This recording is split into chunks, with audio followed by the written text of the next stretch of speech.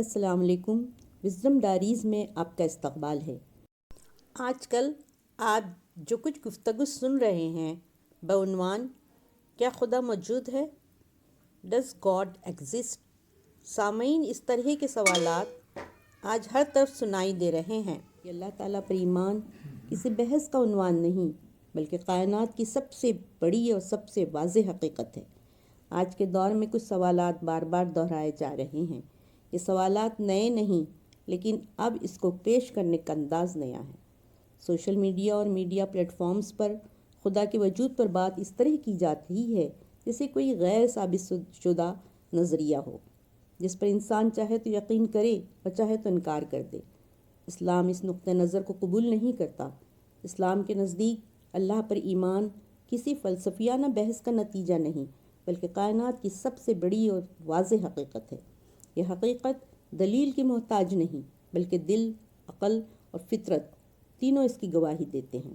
اگر انسان چند لمحے رک کر سوچے تو سوال یہ نہیں بنتا کہ خدا ہے یا نہیں، بلکہ سوال یہ بنتا ہے کہ اس کائنات کا متبادل خدا کون ہے؟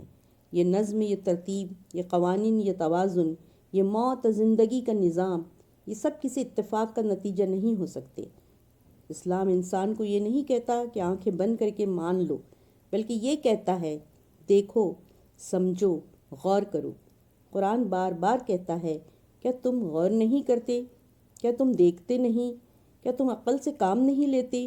یہ ایمان کی کمزوری نہیں، بلکہ ایمان کی طاقت کی دعوت ہے۔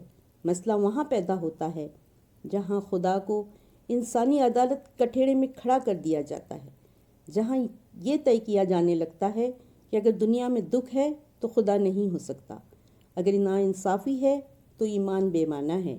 اسلام اس منطق کو قبول نہیں کرتا، کیونکہ اسلام کے نزدیک یہ دنیا انجام کی جگہ نہیں، امتحان کی جگہ ہے۔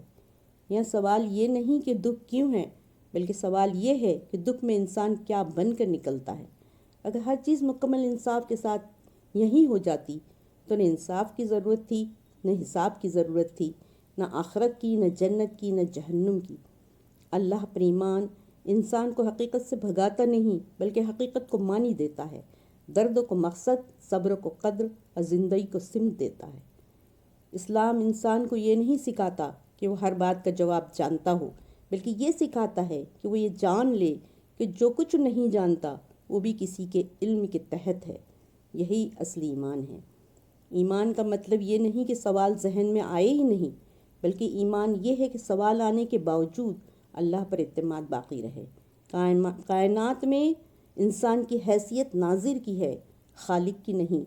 جب انسان اپنی حد پہچان لیتا ہے تو اس کا ایمان مضبوط ہوتا ہے، اور جب اپنی حد سے آگے بڑھنے لگتا ہے تو الجھن پیدا ہوتی ہے۔ اللہ پر ایمان کوئی جذباتی سہارا نہیں، بلکہ ایک عقلی، فطری اور روحانی حقیقت ہے۔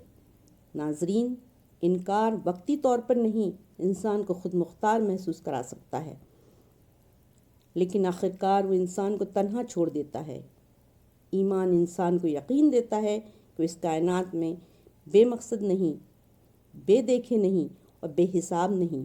آخر میں بس یہی کہنا ہے کہ ایمان چیخ و پکار سے نہیں، خاموش یقین سے بڑھتا ہے، اور اللہ پر ایمان کسی بحث میں جیتنے کا نام نہیں، بلکہ زندگی کو سمجھ لینے کا نام ہے۔